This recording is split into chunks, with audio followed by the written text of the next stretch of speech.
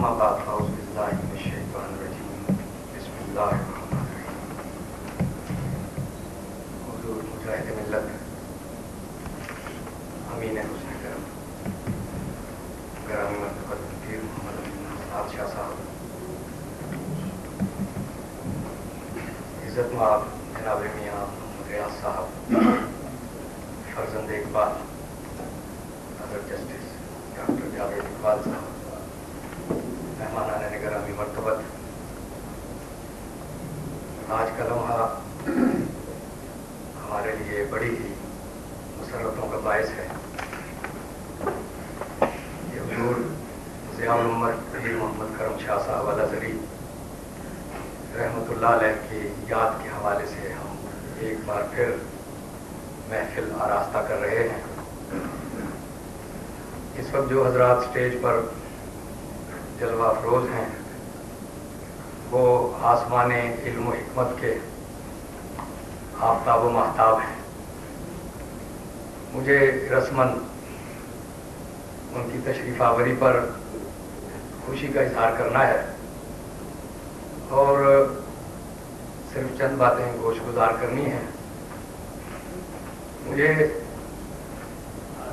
अपनी ज़िंदगी का एक तहय्युर आफरी किस्म का वाक़या याद आ रहा है। मैं चाहता हूँ कि इख्तिसार से आपकी खिदमत में पेश करूँ, क्योंकि मौजूदा हालात के तनाजुर में मुझे उसकी एक अहमियत महसूस हो रही है कि मैं वो बात आपके गोशगुजार करूँ। ये वो दौर है कि जब पाकिस्तान में मोहतरमा बेनज़ीर भुट्टो साहिबा की हुकूमत थी और भारत में जनता पार्टी इंतखाबात में कामयाब होकर पहली दफ़ा बरसरे इक़्तिदार आई थी।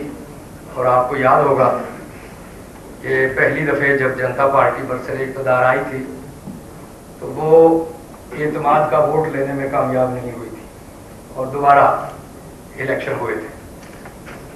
वो फ़िज़ा बर्र-ए-सग़ीर के माहौल में एक अजीब सी फ़िज़ा थी और पूरी दुनिया की नज़रें इस तरफ मबज़ूल थीं कि जनता पार्टी अगर इक़्तिदार में आ जाती है तो वो तासुबात जिसके वो नारे लगा रहे हैं और पाकिस्तान के ख़िलाफ़ उनके वो अज़ाइम जिनका इजहार करने में वो कोई झिझक महसूस नहीं कर रहे, उन अज़ाइम को वो कैसे बरूए कार लाए हैं। एक बात मैंने नोट की कि उस ज़माने में जब भी बेरा शरीफ में हाज़िरी होती और हुज़ूर ज़ियाउल उम्मत से दुआ की दरख्वास्त की जाती तो आप कोई भी दुआ करने से पहले ये दुआ करते कि अल्लाह ताला पाकिस्तान को सलामत रखे। ये शायद किसी और दोस्त ने नोट की या नहीं नोट की, लेकिन मैंने ये बात बतौर ख़ास देखी कि हुज़ूर ज़ियाउल उम्मत जब भी हाथ उठाते, उर्स मुक़द्दस की महफिल हो, किसी भी दोस्त का ज़ाती काम हो, तो वो दुआ ये करते कि अल्लाह ताला पाकिस्तान को कामयाब करे, पाकिस्तान को कायम रखे। हमें एक दुर्वेश ने कहा कि उस ज़माने में ज़िया-ए-हरम में मेरी ड्यूटी थी और अपनी ड्यूटी के दौरान मुख्तलिफ लोगों से मिलने का इत्तेफाक होता था। रावलपिंडी की एक बरगुज़ीदा शख्सियत, उनके खिदमत में हम हाजिर हुए। नाम लेने में कुछ मामलात हैं, बाज़ दुर्वेश अपने नाम का इजहार पसंद नहीं करते, तो वहाँ बैठे रहे और थोड़ी देर के बाद वो एक जलाल में आ जाते और कहते कि पाकिस्तान टूट चुका है, पाकिस्तान हकीकत में टूट चुका है। मेरे साथ जो दोस्त थे वो उनसे अर्ज करते कि आप कुछ दुआ फरमाएं। वो कहते मैं क्या दुआ फरमाऊं, पाकिस्तान टूट चुका है। जब हम उनकी खिदमत से बाहर आए तबीयत पर एक कबीदगी थी, एक कैफियत थी। मैंने कहा कि ये दुर्वेश क्या कह रहे हैं। मेरे साथ जो बुजुर्ग थे उन्होंने कहा कि हमने तो मुतअद्दिद दफ़ा इनसे दरख्वास्त की है कि आप ये बात ना कहें और दुआ फरमाएं, और अगर बेनज़ीर साहिबा को आप समझते हैं कि वो पाकिस्तान की हिफाजत नहीं कर सकती तो दुआ फरमाएं कि ये चली जाए, लेकिन आप देखें कि वो अपनी बात पे कायम रहे। मैंने कहा کہا پاکستان کیسے بچے گا؟ فرمانے لگے ایک ہی ذریعہ ہے کہ کوئی بہت ہی اللہ کا لاڈلا مسلح بچھا لے اور اللہ کی خدمت میں عرض کرے۔ ایک اطمینان کی سانس میرے سینے سے برآمد ہوئی اور میں نے کہا کہ اللہ کے ایک ایسے محبوب کو میں جانتا ہوں جس نے ان دنوں چوکی بچھائی ہوئی ہے اور اللہ سے گزارش کر رہا ہے کہ اللہ پاکستان کو محفوظ رکھ۔ مجھے یقین ہے کہ پاکستان کو کچھ نہیں ہوگا، اس لیے کہ حضور ضیاء الامت آج کل رات دن یہی دعا کر رہے ہیں۔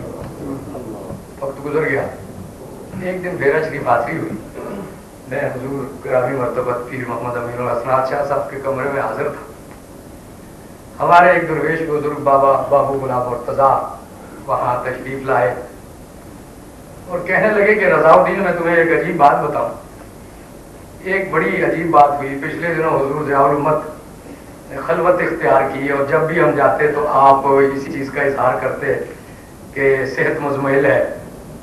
ایک دن میری طبیعت پہ بڑی وحشت طاری ہوئی اور میں حضور ضیاء الامت کے کمرے میں چلا گیا۔ میں نے کہا حضور یہ کیا معاملہ ہے؟ کوٹلی شریف سے خط آیا ہے، قاضی صادق صاحب مدد اللہ العالی نے بھی لکھا ہے کہ میں ان دنوں بہت علیل ہوں۔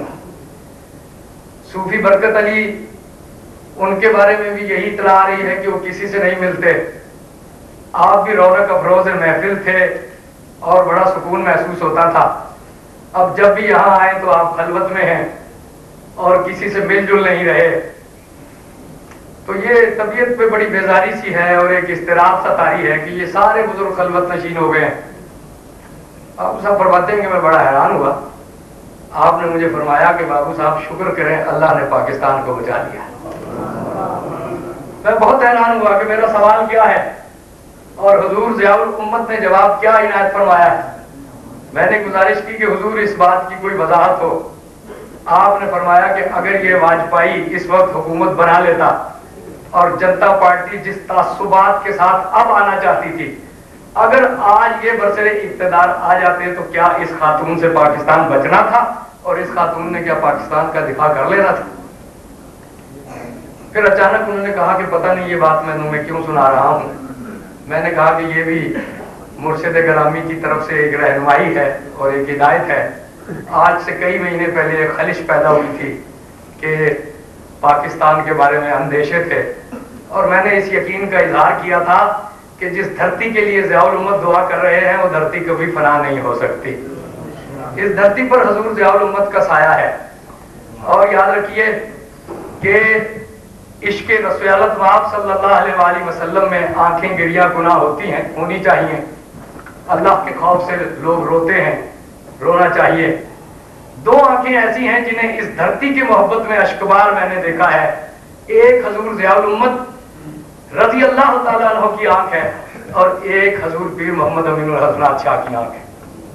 یہ ام القریٰ سے آئے، چھٹیاں تھیں اور 14 اگست کو یوم آزادی کی تقریب بیرا شریف میں ہوتی تھی۔ حضور ضیاء الامت پرچم کشائی فرماتے تھے، حضور دعا کر رہے تھے پاکستان کے لیے اور پیر محمد امین الحسنات شاہ صاحب رو رہے تھے۔ یہ آنکھیں وہ حیرت کے لمحے آج تک میری آنکھوں میں ثبت ہیں، اس لیے کہ ملک کے لیے اس انداز میں روتے ہوئے میں نے کسی اور کو نہیں دیکھا۔ یاد رکھیے کہ یہ پاکستان درویشوں کا ایک راز ہے اور یاد رکھیے کہ یہ درویش ہی ہیں جو ہمیشہ مملکت کی بقا کا سامان کرتے ہیں۔ لوگ نور الدین زنگی اور صلاح الدین ایوبی کی تلاش میں ہیں۔ میں کہتا ہوں کہ کوئی غوث اعظم عبد القادر جیلانی ہوگا تو اس کی تربیت سے نور الدین زنگی اور صلاح الدین ایوبی پیدا ہوں گے۔ لوگ محمود غزنوی کو پکارتے ہیں، میں ابو الحسن خرقانی کا راہ دیکھ رہا ہوں۔ لوگ کہتے ہیں کوئی غوری ہو، میں کہتا ہوں کوئی غریب نواز اسے حکم دے گا تو غوری آئے گا۔ لوگ کہتے ہیں کہ کوئی شمس الدین التمش ہو، میں کہتا ہوں کوئی قطب الدین بختیار کاکی کی صحبت میسر ہے۔ لوگ اورنگزیب عالمگیر کو دیکھتے ہیں، میں کہتا ہوں کہ جب تک خواجہ معصوم نقشبندی نہیں پیدا ہوں گے اورنگزیب عالمگیر بھی پیدا نہیں ہو سکتے۔ اس امت میں ضیاء الامت پیدا ہوئے ہیں اور امین حسن کرم یہاں پر موجود ہیں۔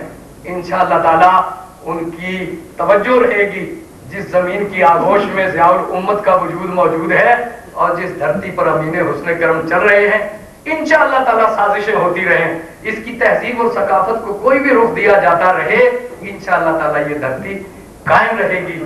میں آپ کا بے حد شکر گزار ہوں اور پروگرام جاری رہے گا امین وسع کرم کی اجازت سے اور سرپرستی سے. اللہ نے